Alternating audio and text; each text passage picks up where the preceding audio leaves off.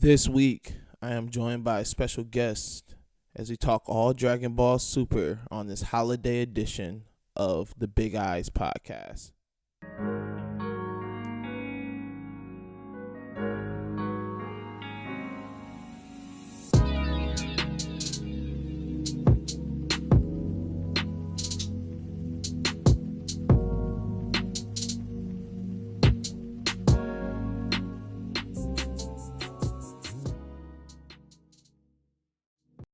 Welcome, guys, to a special episode of the Big Eyes podcast. Today, special guest. This is the biggest crossover of the decade, a very late entry of it. My brother, my friend, you also know him as the host of many different podcasts, The Lookout, The A Show. Meelz, welcome. I am here. Thank you for having me. First of all, I'm glad to be here on the Big Eyes podcast, especially as someone who's now like trying to foray into manga and trying to keep up with it as actively as I can, which is actually pretty active because I've started now every week, and now we're in this lull period where apparently everything on my Viz Media says 15 days until the next one, and I'm Yeah, crying on the inside.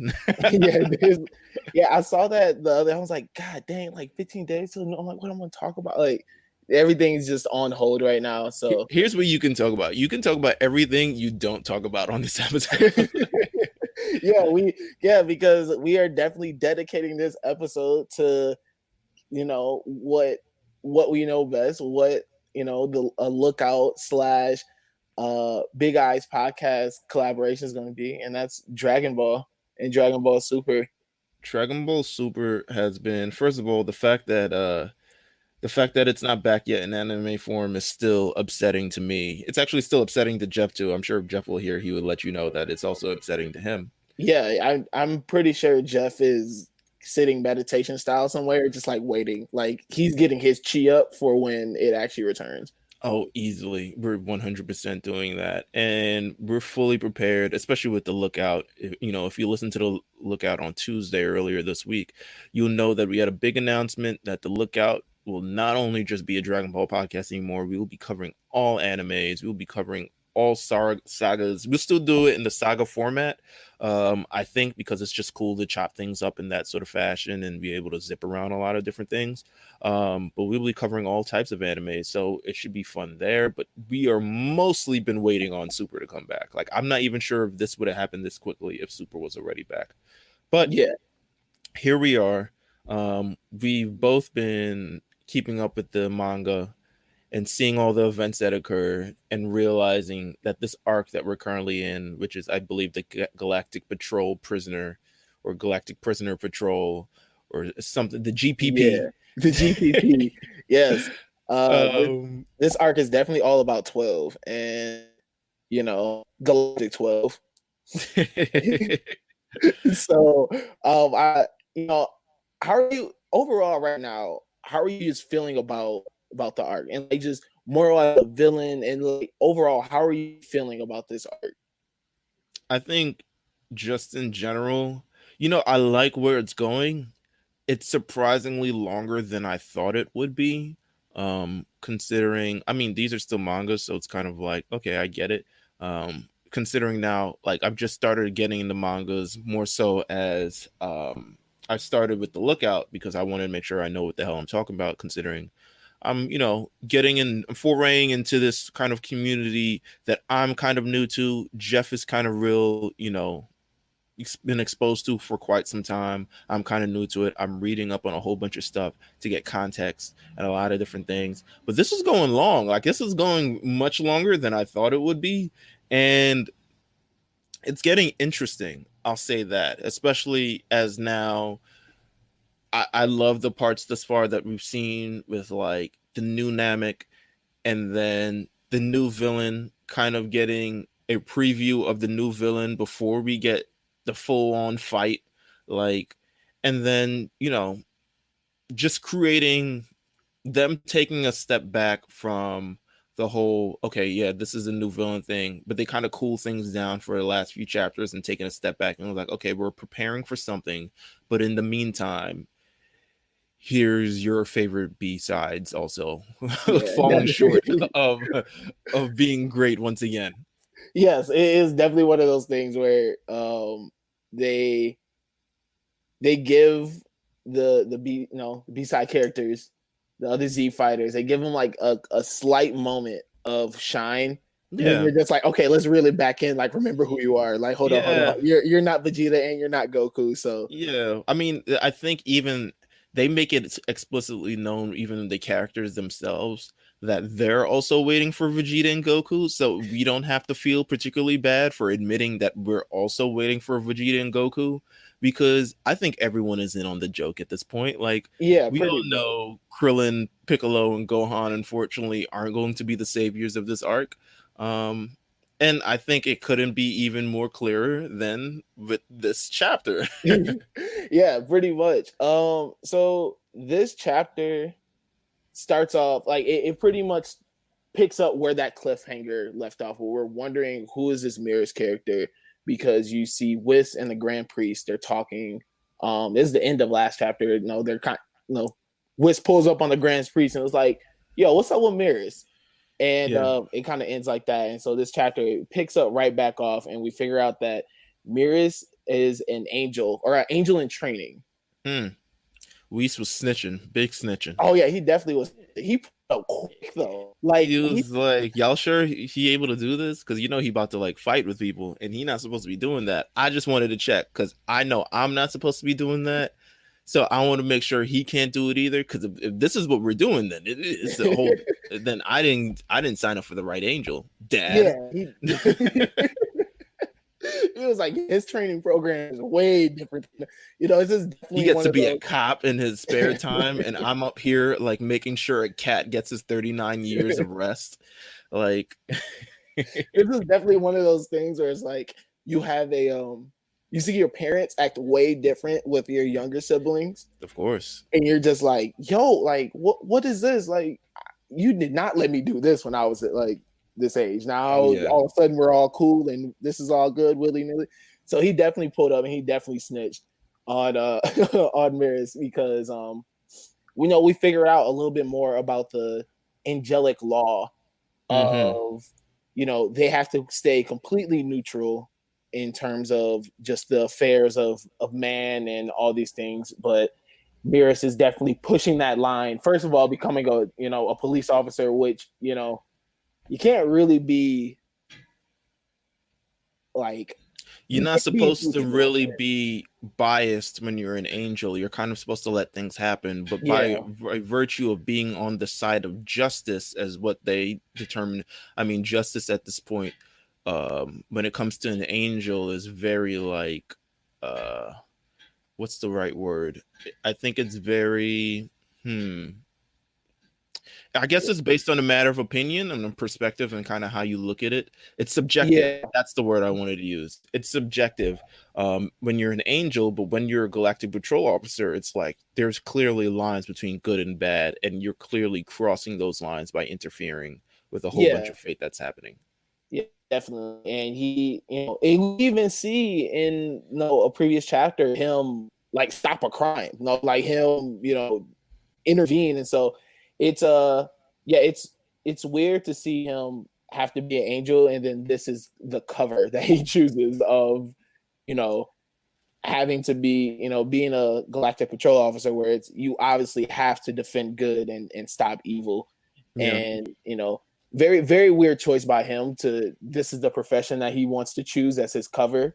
Mm-hmm. But so yeah, so definitely, Wiz pulls up Grand Prix. He's like, Mears is starting. They're both are like, he's starting to cross that line where he's not being, completely neutral in things, where he's starting to have a bias and starting to grow. And we Yeah. figure out that if you break the angelic laws, you disappear without a trace. Which seems very harsh for angels to um no, that's a very harsh consequence, I feel, for angels. It's just like, you know what, like you know, if you start to cross that line or start being biased, you're gonna disappear off of it, or just refuse to exist anymore. Yeah, I mean, we continue to want to know about what makes an angel, why they're so suspicious, why they're the only ones who can't really die, and we get, a lot of context in terms of how all that actually occurs. So, not a not completely a useless chapter, but actually a lot of good development in this chapter, I would probably say. Yeah, definitely. And with development, we we jump to Yard Rat, where Vegeta is currently training. And I liked that they introduced Yard Rat again. And I like that that's where Vegeta chose to train. Just because it connects back all the way to, dang, was the Trunks arc, right? Or the end of the Yeah, first arc where he the where the Goku. end of yeah, end of Freezer, beginning of Trunks, kind of like that weird line where I guess it was the end of the Frieza arc, but technically Frieza's still alive, so I guess it might still be his arc, but it's also like Trunks shows up, so it's like, okay. But it definitely brings you back to Yardrat, and they've even talked about it a little bit. I mean, we got the Universe 2 in the Tournament of Power. They have Universe 2 has their own Yardratians, or maybe they're just in Universe 2.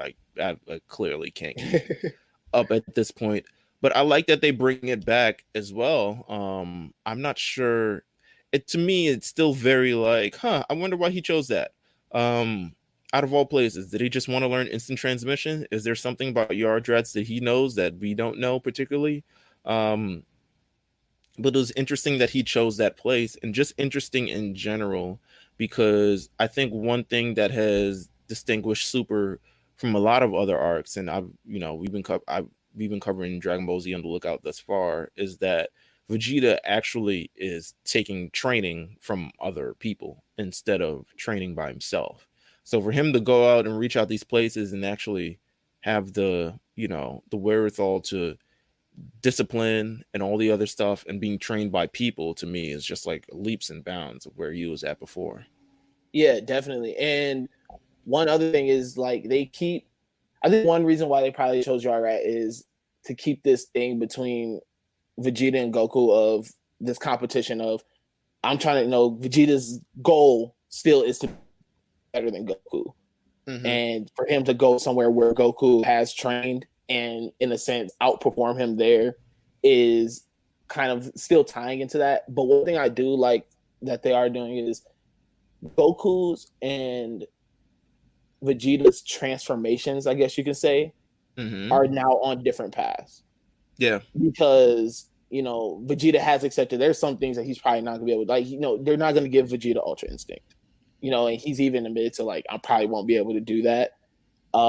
So he's going this different route of trying to become stronger. So he goes to, like, Yarrat to do the spirit training, as in this chapter you see him, uh the head Yarrat, and he pretty much just like, your spirit has become more polished and become more, like, stronger than Kakarot's.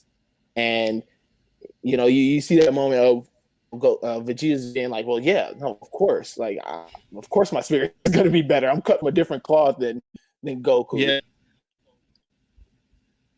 It's interesting, just based on, I say, the way they choose to define now strength and power and all this other stuff, because as opposed to it being kind of, your power level is now a million times stronger than it was before.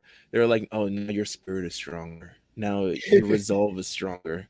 Now you can. Ultra instinct isn't about power level. It's about like it's this technique where your body and mind and your body is is kind of separated from your mind, and they act independently as you kick people's ass and all this other stuff like that.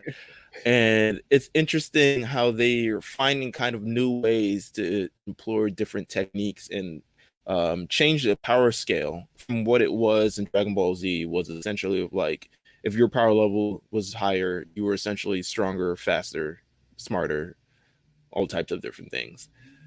So I like that, and I like the little yard rat. I like the yard rat thing. I think it's going to make, you know, purely for me as a lookout person who wants the anime to come back so I can also talk about it, I think it's going to make for hilarious stuff just by how serious Vegeta is and how silly these people look. Um, no offense to Yard Rats who may be listening to this podcast. Um, but how silly they look. But yeah, I mean, his spirit, his resolve is apparently like umpteen times stronger now. And they waste zero time too of showing us that increase of power because as we know right now, Moro's goons are out in the universe and they are pretty much, looking at different planets and just like what planets have good energy that we could feed this man.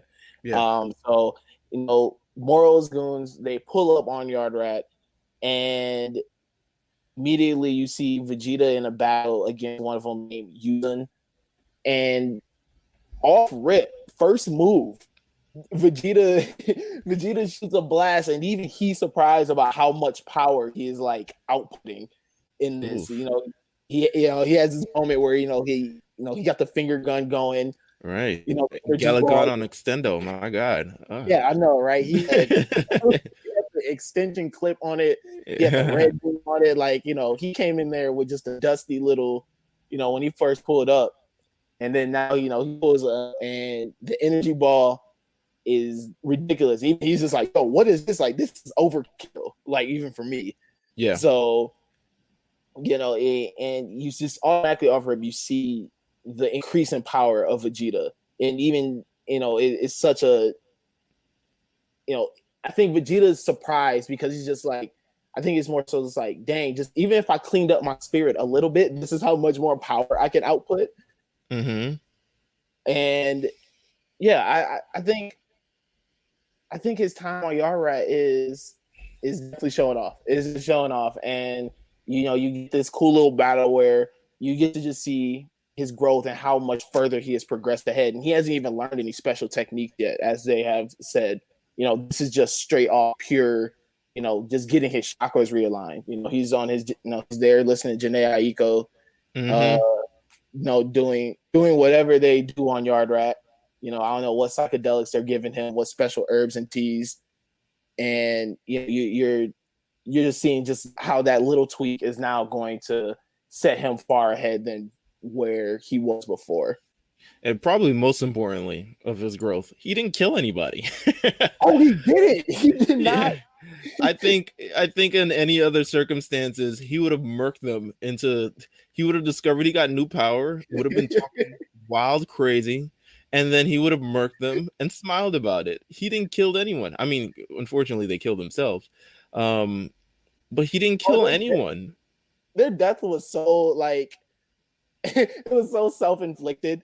Yeah. Like, it was just, out of stupidity, of course. Yeah, it was just doing way too much, and then it just came and backfired on him. Yeah, that's why I think this is going to be funny. Like, it's cool now reading this, but I think when we get to the anime part, when they be able to include all that music and all the various things, I think this is going to be really, really funny and some really, really good stuff. Yeah, definitely. I think it is too. I think it really just dives into the complete difference in personality of Vegeta and where he's at, being around being on Yard Rat, being around these people who are just completely opposite of Vegeta in the sense of just these little goofy little things, and Vegeta's this very serious, very like literal human being, and he's having to kind of take a step away from that. Yeah. And you have to see him lighten up a little bit. But yes, that is true. He did not kill anybody. And that is very surprising because old Vegeta definitely would have figured out he had this new power and would have completely went overkill on everything. So, but you do see this really good moment where he figures out that they are going, Moral's heading to Earth. Yeah. And once again, you start to see the power of Vegeta just grow because he's like, I could feel Earth's energy even though I'm thousands of miles away. And he's like, these guys are okay. And he's very level-headed. He's very cool about it of, what, I'm going to stay here until pretty much I have to go. Once again, a very un-Vegeta characteristic of making a cool level-headed decision. So I think his time on Yara is changing him. It's changing him a bit. And you've kind of continued to see the growth of Vegeta, like personality throughout Super. You could like he gets these little moments of like you see him humbling himself or like just being really just level-headed about the decisions that he makes and the things that he do. For where you can see a Vegito that just spazzes out because he's angry. Yeah, no, you're right. You're 100% right. Like, this would have ended up. Oh, if this had been 10 years earlier, if this was the Vegeta, the young Vegeta, the young Marcy Projects Vegeta, it would have been a different story. But we're here. He lives, wherever the hell Hove lives now, with his beautiful rich wife and all these other things. Maybe Vegeta's closer to Jay-Z than we all realize. Maybe he lost 90 something bricks. And those were the Dragon Balls. Yeah, the bricks were the Dragon Balls. He done lost the Dragon Balls so many times. He's done been through so many different things. He is Jay-Z now. Yeah. Is he Jay-Z? Does he get like the reformed dreads too? Maybe a little bit from Yard Mat with just a couple of twists. You know what? I wouldn't be mad at it. I'd be like, listen, his spiritual journey has led him to somewhere else that we should just respect. Yeah, he just comes back with one really long dread with the bead at the end of it. No one says anything. Just people just accept it. Yeah, I would. So, so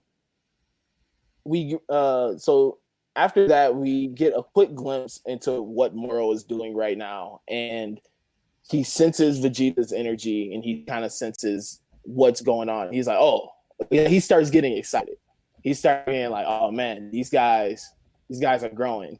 These guys are getting better. Because remember, he gave them 2 months to train, and as one thing I really love about Dragon Ball Super is that they give these really odd amount of times to like allow someone to train and get better. Yeah, I think everyone is at this point. I mean, Moro's out here apparently like his version of training is like I'm eating planets for 2 months, and so you get like all 3 training montages of like Vegeta doing his thing. And then Moro's out here on his planet. He's like, I'm just eating planets for 2 months. Like, just point me to a planet. I'm eating it. I'm just getting stronger because I know they're getting stronger. So I have to get stronger. And, so I don't look crazy when they eventually show up. Yeah. And, start to see the more he eats, the younger and, stronger he starts to look. When we first met Moro, he was like this brittle old man. And now he has like, he's completely toned out. He's completely ripped. So, skin is glowing. Skin is completely glowing right now. It's like he's eating well. You can definitely say that he's been eating well. 100%. And at the end of this, we get that little quick glimpse. Tomorrow's kind of like, all right, I'm gonna continue to eat these planets. And after that, we see Meelz and Goku, and they're reaching their final moments of training in another hyperbolic time chamber. And I'm starting to wonder how many of these things exist. As many as they want to build, but I don't know where this one came from. But Meelz definitely pulled up to. It was just like, hey, I got this little secret spot. I'm gonna take us to. Driving back, taking back roads all the way there. And he pulls up and goes like, I've been in one of these things before. The heck? Of course. It's like, how did you get one? I'm more interested in how Whis just showed up. I was just like, huh? Okay. I thought this was in another dimension, but maybe some are jankier than others. I don't know. This is like, which one is it? Rocky 3, when Apollo Creed takes Rocky to the hood to train. Mm-hmm. And this is that moment of like, Meelz takes Goku to like the hood. He takes him to somewhere he has not trained before. Yeah, 100%. That is one of those moments. I like the training sequence. They still haven't really shown us like the true reach of Goku's new strength. which is, I'm sure they're just saving that because it's Goku, and it's like, well, just prepare to be surprised and just know that anything happens, it's because he's Goku. Um, Yeah, pretty much. And I think, I mean, that's Dragon Ball for you in just yeah, general. Just like Goku, just you really don't see it until it happens, and you're just yeah, like, well, how did this happen? You're just like, it's Goku, like it's bound to happen. yeah, He really gets no explanation other than it's Goku. yeah. Other than it's Goku, it just explains it happened. But this entire, I like how the entire training session is kind of preempted by Whis, and that's kind of where we get all the information about everything that everyone has suspected. If you've been watching the manga, if you've been watching people on YouTube, if you've been watching everything, everyone at this point has suspected that Maris is an angel. Yeah, Um, and we kind of get the whole like where Goku's like, huh? What? I thought, but huh? What? But you it's can't all fight. it's always this funny thing though where all for it, Vegeta was already suspecting something was up with Meelz. Yeah. Even when they first met, Vegeta's like, "Doc, there's something off about this guy." And Goku's like, "Hey, what are you talking about? This dude's Yeah, what are like, you talking about? He just seems like a strong guy. Yeah. yeah, he's just strong. What do you mean?" Vegeta's like, "Bro, don't you? He's unreasonably strong. Like, what are you talking about?" Like, he's like, "Oh, well, it's nothing." So, but they're about to go full power, and then Will definitely pulls up and he does that thing that siblings do to their younger siblings where they catch them right before they're about to do something bad and just about to go too far. And he pulls up and he's like, "What are you doing? That's enough." Yeah. He's And essentially, yeah. He's like, yo, you've done enough. You're about to do something where you're about to get your angel card revoked. Apparently they're brothers. yeah, Well, yeah. I So was just like, okay, maybe they're all related somehow. I don't know. I don't know. Grand Priest is the dad, and he's out here just I Yeah. don't know. He's Grand Priest getting it in, I guess, because all these guys are somehow related and somehow all connected with each other. But hmm he gets them. I'm still wondering how he was able to just like pull them out of the The time chamber. hyperbolic time chamber. Yeah, Yeah, that isn't really explained. But, but they're you just know what? Sure. they're just about to go full out goal, like one last fight before they have to leave, Oh, and then they just apparently they pull up like, left the chamber. Oh, I'm reading it now. Apparently they left the chamber. oh, okay. They left the chamber and went outside. That's how. Okay. But I still feel like he would have pulled him out anyway. He would have went in the chamber and was like, all right, let's get out of here. Come on. Come on. Yeah, pretty much. It's like, come on, you guys, come on. Yes. What are you Let's guys scoop doing? him up. Come on. Just wrap it up. Wrap it up, guys. What are Put your we suit doing on and let's go. here? Definitely grab stuff, grab everything, make sure Yeah. put stuff back and found it. Let's get out of here. Yeah. Uh yeah, so Wizard definitely did that. But you pull up and Goku pretty much figures out that Meelz is an angel in training. And with is like, all right, Meelz, you have done enough. You're starting to wild out a bit. It's time to go home. Like your job here is done. And Goku's like, okay, well, I guess. And they leave, and they leave us with this little funny bit where Goku has to fly the little ship back home after they leave. And he's like, how am I supposed to fly this thing? And it's funny because we've seen Goku drive before, as your Yeah. favorite episode ever of Dragon Ball Z. It is. That is We very know true. that Goku has zero ability to drive. I think he I mean, not to say that you can't show up without crashing the ship, but when he returned after the whole Frieza debacle, and it was just like he showed up like mad far from where Frieza was at anyway, and also mad late. He So definitely did. that also, brings up my suspicion that he also cannot drive anywhere or anything. But yeah, I mean, you know what? It's a funny end. I think this chapter has been the most substantial in quite a couple chapters since probably when they fought Moro the last time. Not that I Yeah. haven't enjoyed the previous ones, because I kind of like the whole prisoners thing and the prisoners getting freed, and then they all kind of get their little like little separate, like, oh, we got a moment where we get to fight these people and et cetera, et cetera. I kind of like that. Um, Yeah, I but think the partner touch was definitely I think that was a cool thing to see because it kind of, I think it added an extra layer to the danger. Like nothing too much, nothing's like they're not just another like threat to destroy the world, but it's kind of like okay, now we have to stop all these prisoners, and it kind of is the extra Z fight or something to do, so you can still have them incorporated. So I do think the thing was definitely a good touch. But yeah, this was definitely, I feel, one of the more meaningful chapters that we have seen in a little, like I think in like the past two yeah, I chapters. agree. I agree. I agree. Yeah, I think and then it's kind of, they released monthly, so I know that they have to pretty much fit in a lot of information with these monthly chapters. But this one, I definitely feel that it was just a good layout of just, you gauge where everybody is really at now. Mm-hmm. And it really helps set up to like, okay, now when these three finally meet up again, like what's gonna happen next. I agree. I agree. So do you think we get a new transformation, or do we see Goku just completely master Ultra Instinct and we see him pull I that out see the bag again? a much more mastered version of Ultra Instinct. The fact that Vegeta could go to another level and then Goku can go to another level and they're supposed to fight them at the same time, to me kind of seems like an overkill.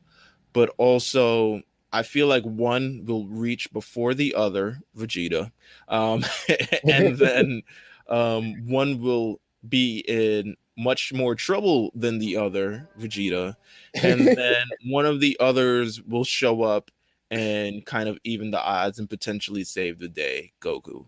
Um, so that is just my prediction for Dragon Ball Super in 2020, which is roughly the same old thing that's been happening for the last 25 years or 30 years or so. Yeah, Um, definitely. but yeah, man, I mean, this was a fun chapter. This was very, very fun. I liked it. I thoroughly enjoyed it. Same here. I definitely enjoyed this chapter. It kind of gave everything you kind of like want in a Dragon Ball Z or like a Dragon Ball Super episode or like a chapter of, people don't understand how funny Dragon Ball really is sometimes. Mm-hmm. So they definitely gave you that humor that they usually give you, but it gives you some good like character development, especially on Vegeta's end. I think they've been putting a lot of energy towards of growing Vegeta. Yeah, no, I agree. I agree. And It's a lot. it's definitely helped with the story. I feel it's definitely given him some like more depth, more kind of these things that you can play off, because before it was Vegeta's the angry guy that just wants to be strong, and then now Mm-hmm. it's kind of grown more into like, oh, like you kind of see him, like you said, his resolve has grown. His personality has kind of changed. You see him making different decisions. So, uh, Right. that this chapter really good. Very excited for the next chapter. Do you think we get the first battle, or do we get another filler? No, we get another filler 100%. We We get get them showing up and everyone's showing up and everyone's having conversations about what happened, what's going on. Everyone's refreshing each other. I think as they're building up to this intense battle, they're not going to give it to us immediately, but they're going to essentially build up the stakes for it on all levels and make sure at least one person shows up so people don't completely die. I feel like at the end of the next chapter, one of them will show up. If not okay. both of them, one of them will definitely show up. Yeah, definitely. I can see that happening. It would be very unlike them to just like give us what we want off rip. Oh yeah, easily. They're gonna definitely stretch this out until maybe they're filling us Valentine's Day and they give us something in February. I don't know yet. I don't know either, man. I can't tell you. Yes, but my man Meelz, thank you so much for pulling up on the Big Eyes podcast once again. Where people know where they can find Yes. you. Yes, they can find me at Meelz TV on Twitter. You can also follow RNC Radio Live on Twitter just to stay up to date on everything. I've got to always push the brand before myself. Yeah, But you can follow me at Meelz TV, and if you want to talk about these chapters and stuff, I got plenty. I got for days, man. Like for days. Yes, definitely hit us up if you guys want to talk about the chapter. Follow me on Twitter at Jamal SLM. Yeah, man. This was fun. This was And I'm fun, really man. excited for like you and the Lookout. You guys are expanding on different animes, and yeah, this is definitely a partnership that's about to be long lasting. I agree, and this is it's gonna be fun. It's gonna be fun in 2020. So, that's all we're looking for. We're also just trying to make a whole bunch of other things just fun for 2020. But yeah, I mean, I've got to run. Yes, I've got podcast number 3 to record on Christmas Eve. yes. Um, but I The appreciate you man stays doing working. The man it. stays working. So this has been fun. Um, yeah, and I'll let you beat outro. I always forget that this isn't my podcast. Oh no, you're all good. Once again, man, thank you, Meelz, so much for showing up, guys. If you're listening, follow us RNC Radio Live on Twitter and Instagram. Yeah, thank you, guys. Stay plus ultra. Peace.